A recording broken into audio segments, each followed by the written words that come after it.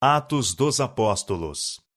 Capítulo 25. As cartas aos Tessalonicenses. A chegada de Silas e Timóteo, vindos da Macedônia, enquanto Paulo se encontrava em Corinto, alegrara muito o apóstolo. Trouxera-lhe boas notícias da fé e caridade dos que haviam aceitado a verdade durante a primeira visita dos mensageiros evangélicos a Tessalônica. O coração de Paulo se comoveu com a mais terna simpatia para com esses crentes que, em meio às provações e adversidades, se haviam mantido fiéis a Deus. Desejou muito visitá-los pessoalmente. Como, porém, isso fosse impossível, então escreveu-lhes. Nessa carta à igreja de Tessalônica, o apóstolo expressa sua gratidão a Deus pelas alegres novas do progresso por eles alcançado na fé. Irmãos, escreveu, ficamos consolados acerca de vós, e em toda a nossa aflição e necessidade pela vossa fé, porque agora vivemos, se estáis firmes no Senhor. Porque que ação de graças poderemos dar a Deus por vós, por todo o gozo com que nos regozijamos, por vossa causa diante do nosso Deus, orando abundantemente dia e noite, para que possamos ver o vosso rosto e supramos o que falta à vossa fé? Sempre damos graças a Deus por vós todos, fazendo menção de vós em nossas orações, lembrando-nos sem cessar da obra da vossa fé, do trabalho da caridade e da paciência da esperança em nosso Senhor Jesus Cristo, diante de nosso Deus e Pai. 1 Tessalonicenses capítulo 1, verso 2 e 3. Muitos dos crentes de Tessalônica haviam se convertido dos ídolos a Deus, para servir ao Deus vivo e verdadeiro. Eles haviam recebido a palavra em muita tribulação, e seu coração estava cheio do gozo do Espírito Santo.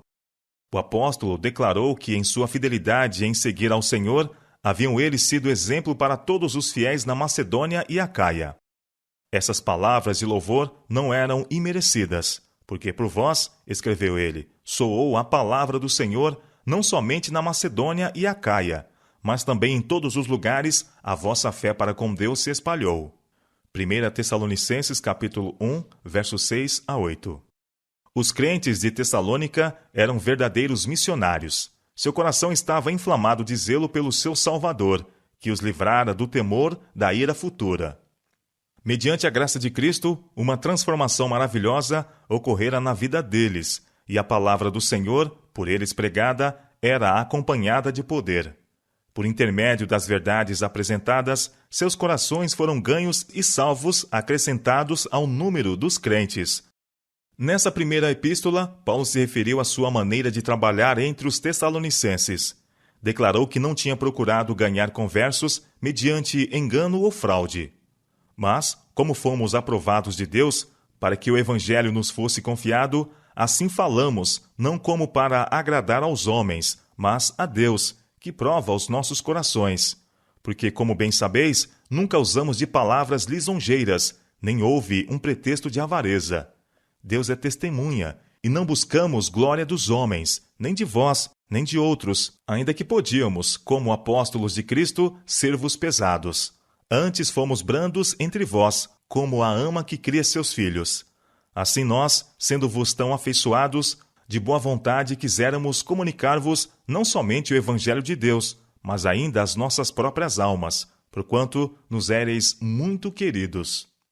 1 Tessalonicenses capítulo 2, versos 4 a 8. Vós e Deus sois testemunhas, continuou o apóstolo, de quão santa e justa e irrepreensivelmente nos houvemos para convosco os que crestes.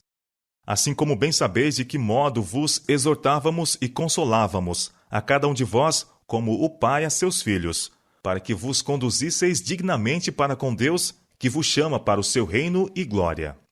Pelo que também damos sem cessar graças a Deus, pois havendo recebido de nós a palavra da pregação de Deus, a recebestes, não como palavra de homens, mas, segundo é na verdade, como palavra de Deus, a qual também atua em vós os que crestes. 1 Tessalonicenses capítulo 2, verso 10. Qual é a nossa esperança, ou gozo, ou coroa de glória? Porventura não sois vós também, diante de nosso Senhor Jesus Cristo em sua vinda? Na verdade, vós sois a nossa glória e gozo. 1 Tessalonicenses capítulo 2, versos 19 e 20. Em sua primeira epístola aos crentes de Tessalônica, Paulo procurou instruí-los sobre o verdadeiro estado dos mortos. Falou dos que morrem como estando dormindo, em estado de inconsciência. Não quero, porém, irmãos, que sejais ignorantes acerca dos que já dormem, para que não vos entristeçais, como os demais que não têm esperança. Porque se cremos que Jesus morreu e ressuscitou, assim também aos que em Jesus dormem, Deus os tornará a trazer com ele. Porque o mesmo Senhor descerá do céu, com alarido, e com voz de arcanjo, e com a trombeta de Deus. E os que morreram em Cristo ressuscitarão primeiro. Depois nós, os que ficarmos vivos, seremos arrebatados juntamente com eles nas nuvens, a encontrar o Senhor nos ares. E assim estaremos sempre com o Senhor. 1 Tessalonicenses capítulo 4, versos 13 a 17. Os tessalonicenses tinham se apegado com avidez à ideia de que Cristo havia de vir para transformar os fiéis que estivessem vivos, levando-os com ele. Haviam cuidadosamente guardado a vida de seus amigos, para que não morressem e perdessem assim a bênção que eles aguardavam, do encontro com o Salvador prestes a voltar.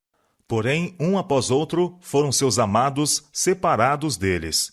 Com angústia, os tessalonicenses tinham contemplado pela última vez o rosto de seus mortos, quase não ousando esperar encontrá-los na vida futura.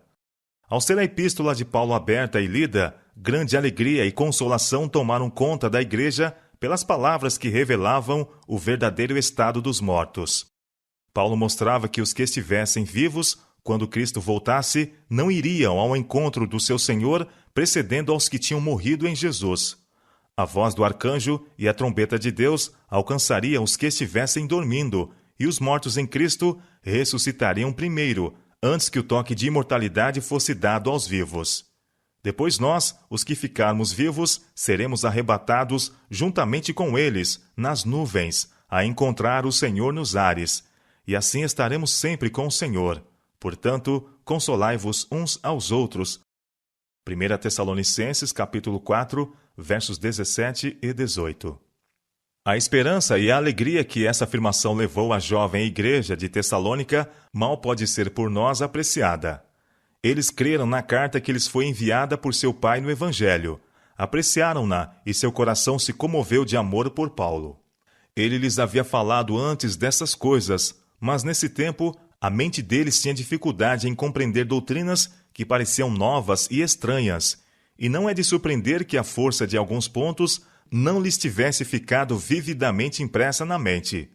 Mas eles estavam famintos da verdade, e a epístola de Paulo deu-lhes nova esperança e alento, e mais firme fé em Cristo, e mais profunda afeição por aquele que, por intermédio de sua morte, tinha trazido à luz vida e imortalidade.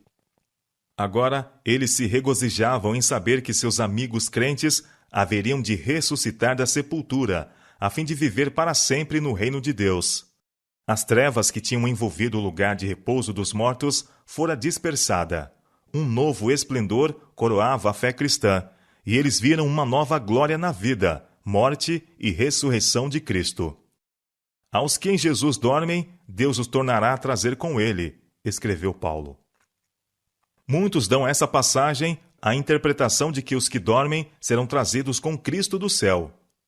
Mas Paulo queria dizer que, como Cristo ressuscitou dos mortos, assim Deus chamará de suas sepulturas os santos que dormem e os levará consigo para o céu. Preciosa consolação, gloriosa esperança. Não apenas para a igreja de Tessalônica, mas para todos os cristãos, onde quer que estejam. Enquanto trabalhava em Tessalônica, Paulo tratou tão amplamente do assunto dos sinais dos tempos, mostrando os acontecimentos que ocorreriam antes da revelação do Filho do Homem nas nuvens do céu, que ele não julgava necessário escrever circunstancialmente sobre esse assunto. Entretanto, especificamente se referiu ao que havia ensinado anteriormente. Acerca dos tempos e das estações, não necessitais de que vos escreva, disse ele. Porque vós mesmos sabeis muito bem que o dia do Senhor virá como o ladrão de noite, pois que quando disserem a paz e segurança, então lhe sobrevirá repentina destruição. 1 Tessalonicenses capítulo 5, versos 1 a 3. Muitos há no mundo hoje que fecham os olhos às evidências dadas por Cristo para advertir os homens sobre sua vinda. Buscam aquietar toda a apreensão, ao mesmo tempo em que os sinais do fim se cumprem rapidamente e o mundo se apressa em direção ao tempo em que o Filho do Homem se revelará nas nuvens do céu. Paulo ensina a ser pecaminoso mostrar-se indiferente aos sinais que devem preceder a segunda vinda de Cristo.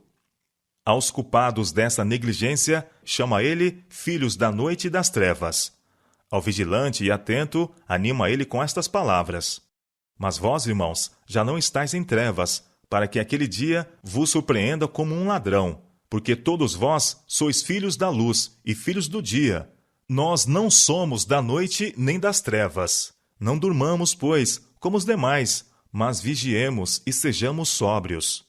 1 Tessalonicenses capítulo 5, versos 4 a 6. Especialmente importantes para a igreja em nosso tempo são os ensinamentos do apóstolo sobre esse ponto. Para os que vivem tão próximo da grande consumação, as palavras de Paulo devem ter eloquente força. Mas nós, que somos do dia, sejamos sóbrios, vestindo-nos da couraça da fé e da caridade, e tendo por capacete a esperança da salvação.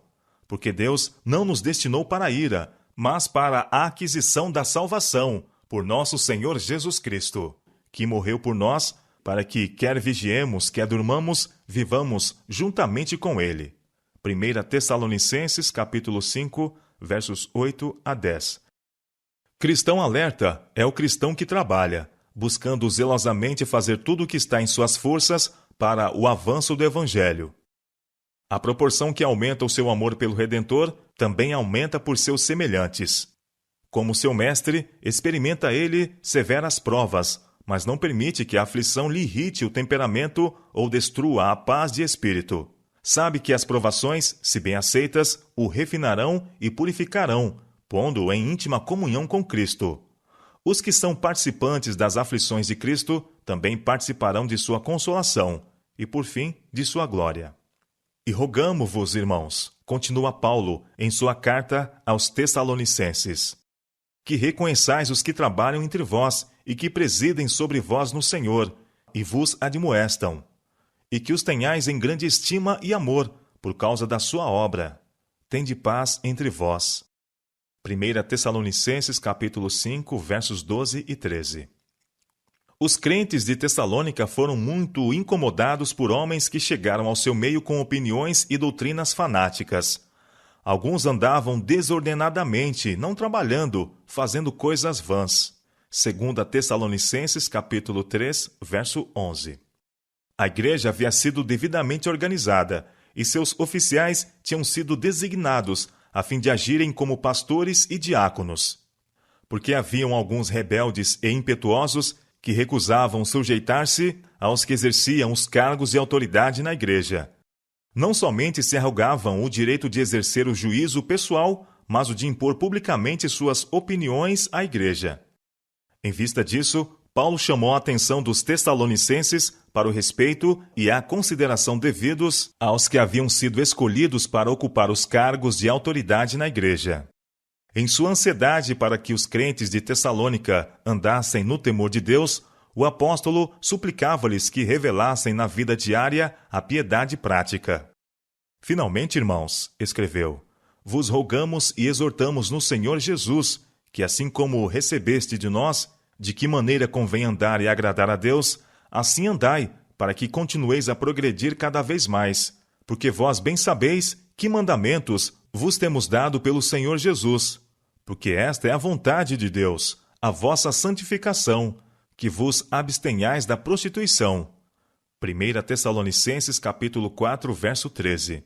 Porque não nos chamou Deus para a imundícia, mas para a santificação. 1 Tessalonicenses capítulo 4, verso 7. O apóstolo Paulo sentia-se responsável em grande medida pelo bem-estar espiritual dos que se convertiam por seu trabalho. Seu desejo era que crescessem no conhecimento do único verdadeiro Deus e de Jesus Cristo, a quem ele enviou. Não raro em seu ministério, reunia-se com pequenos grupos de homens e mulheres que amavam a Jesus inclinando-se com eles em oração, pedindo a Deus para lhes ensinar como se manter em íntima comunhão com Ele.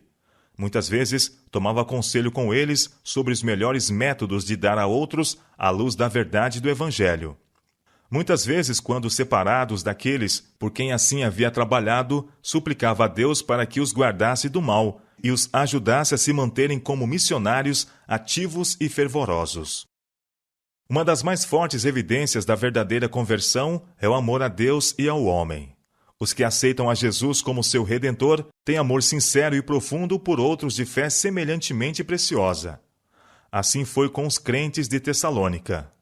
Quanto, porém, à caridade fraternal, escreveu o apóstolo: Não necessitais de que vos escreva, visto que vós mesmos estáis instruídos por Deus que vos ameis uns aos outros, porque também já assim o fazeis para com todos os irmãos que estão por toda a Macedônia. Exortamo-vos, porém, a que ainda nisto abundeis cada vez mais, e procureis viver quietos, e tratar dos vossos próprios negócios, e trabalhar com vossas próprias mãos, como já vô-lo temos mandado, para que andeis honestamente para com os que estão de fora, e não necessiteis de coisa alguma. 1 Tessalonicenses, capítulo 4, versos 9 e 12.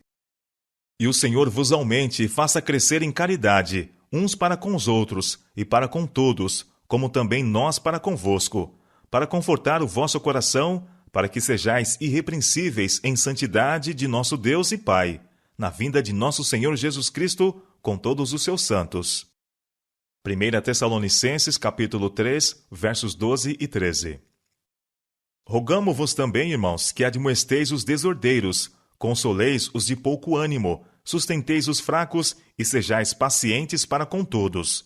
Vede que ninguém dê a outrem mal por mal, mas segue sempre o bem, tanto uns para com os outros, como para com todos. Regozijai-vos sempre, orai sem cessar. Em tudo dai graças, porque essa é a vontade de Deus em Cristo Jesus para convosco.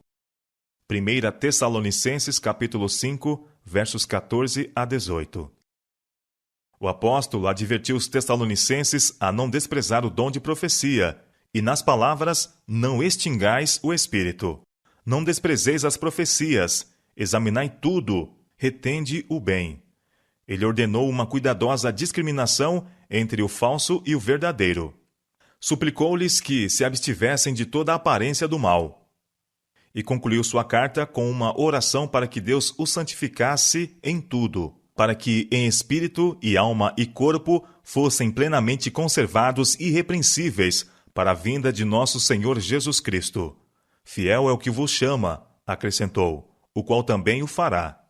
1 Tessalonicenses, capítulo 5, versos 19 a 24.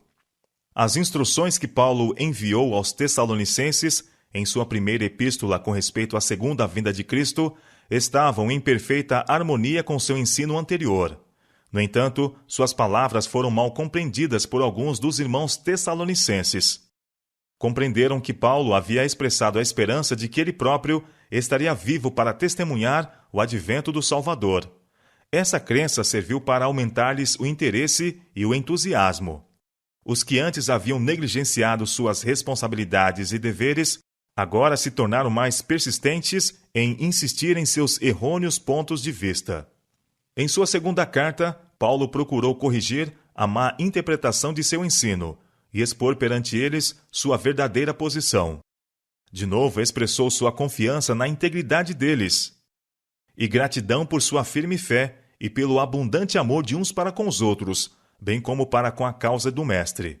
Disse-lhes que os apresentava às outras igrejas como exemplo de paciente, perseverante fé que valorosamente suporta perseguição e tribulação, e dirigia-lhes o pensamento para o tempo da segunda vinda de Cristo, quando o povo de Deus descansaria de seus cuidados e perplexidades. Nós mesmos, escreveu ele, nos gloriamos de vós nas igrejas de Deus por causa da vossa paciência e fé, e em todas as vossas perseguições e aflições que suportais. E vós que sois atribulados, descanso conosco. Quando se manifestar o Senhor Jesus desde o céu com os anjos do seu poder, como labareda de fogo, tomando vingança dos que não conhecem a Deus e dos que não obedecem ao Evangelho de nosso Senhor Jesus Cristo, os quais, por castigo, padecerão eterna perdição, ante a face do Senhor e a glória de seu poder. Pelo que também rogamos sempre por vós, para que o nosso Deus vos faça dignos da sua vocação, e cumpra todo o desejo da sua bondade, e a obra da fé com poder, para que o nome de nosso Senhor Jesus Cristo seja em vós glorificado, e vós nele, segundo a graça de nosso Deus e do Senhor Jesus Cristo. 2 Tessalonicenses, capítulo 1, versos 4 a 8. Mas, antes da vinda de Cristo, deviam ocorrer importantes acontecimentos no mundo religioso, preditos em profecias. O apóstolo declarou: Não vos movais facilmente do vosso entendimento, nem vos perturbeis, quer por espírito, quer por palavra, quer por epístola, como de nós, como se o dia de Cristo estivesse já perto.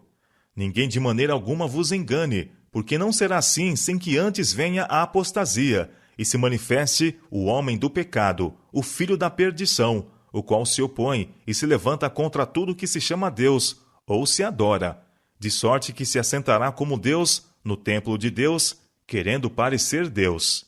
2 Tessalonicenses, capítulo 2, versos 2 a 4. As palavras de Paulo não deviam ser mal interpretadas. Não pretendiam ensinar que ele, por especial revelação, tivesse advertido os tessalonicenses da imediata vinda de Cristo. Tal posição causaria confusão de fé, pois o desapontamento geral leva à incredulidade. O apóstolo, pois, advertiu os irmãos a não receberem tal mensagem como vinda de sua parte, e prosseguiu dando ênfase ao fato de que o poder papal, tão claramente descrito pelo profeta Daniel, devia ainda levantar-se e fazer guerra contra o povo de Deus. Até que esse poder tivesse realizado sua obra mortal e blasfema, seria inútil à igreja esperar pela vinda do Senhor. Não vos lembrais, interrogava Paulo, de que estas coisas vos dizia quando ainda estava convosco? 2 Tessalonicenses, capítulo 2, verso 5. Terríveis eram as provas que deviam alcançar a igreja verdadeira. Na época em que o apóstolo estava escrevendo, já o mistério da injustiça começara a operar. O desenvolver dos acontecimentos a ocorrer no futuro devia ser segundo a eficácia de Satanás, com todo o poder e sinais e prodígios de mentira, e com todo o engano da injustiça para os que perecem. 2 Tessalonicenses, capítulo 2, versos 7, 9 e 10. Especialmente solene é a afirmação do apóstolo com respeito aos que se recusariam a receber o amor da verdade. E por isso, declarou ele a respeito de todos os que deliberadamente rejeitam a mensagem da verdade: Deus lhes enviará a operação do erro, para que creiam a mentira, para que sejam julgados todos os que não creram a verdade, antes tiveram prazer na iniquidade. 2 Tessalonicenses, capítulo 2, versos 10 a 12. As pessoas não podem rejeitar impunemente as advertências que Deus, em sua misericórdia, lhes envia. Deus retira seu espírito dos que persistem em desprezar essas advertências, deixando-os na dependência do engano que amam. Assim esboçou Paulo a desastrosa obra desse poder do mal que devia continuar através dos longos séculos de trevas e perseguição, antes da segunda vinda de Cristo. Os crentes de Tessalônica tinham esperado por libertação imediata. Agora eram admoestados a assumir corajosamente e no temor de Deus a obra que estava diante deles. O apóstolo mandou que não negligenciassem seus deveres nem se resignassem à expectativa inútil. Depois de sua ardente expectativa de imediato livramento, a rotina da vida diária e a oposição que teriam de enfrentar pareceriam duplamente desalentadoras. Portanto, ele os exortava a permanecer firmes na fé. Estai firmes e retende as tradições que vos foram ensinadas, seja por palavra, seja por epístola nossa. E o próprio nosso Senhor Jesus Cristo, nosso Deus e Pai, que nos amou e em graça nos deu uma eterna consolação e boa esperança, console os vossos corações e vos conforte em toda a boa palavra e obra. 2 Tessalonicenses, capítulo 2, versos 15 a 17. Mas fiel é o Senhor, que vos confortará e guardará do maligno. E confiamos de vós no Senhor que não só fazeis, como fareis o que vos mandamos. Ora, o Senhor encaminha os vossos corações na caridade de Deus e na paciência de Cristo. 2 Tessalonicenses, capítulo 3, verso 5. A obra dos crentes fora-lhes dada por Deus. Por seu fiel apego à verdade, deviam eles dar a outros a luz que haviam recebido. O apóstolo os encorajou a não se cansarem de fazer o bem e apontou-lhes seu próprio exemplo de diligência em assuntos temporais como enquanto trabalhava. Mesmo enquanto trabalhava, com incansável zelo na causa de Cristo.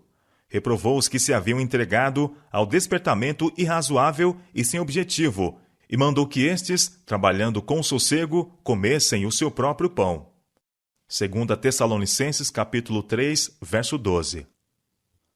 Também ordenou à igreja que separasse de sua comunhão qualquer pessoa que persistisse em desrespeitar as instruções dadas pelos ministros de Deus. Todavia, acrescentou, não tenhais como inimigo, mas admoestai-o como irmão. 2 Tessalonicenses capítulo 3, verso 15.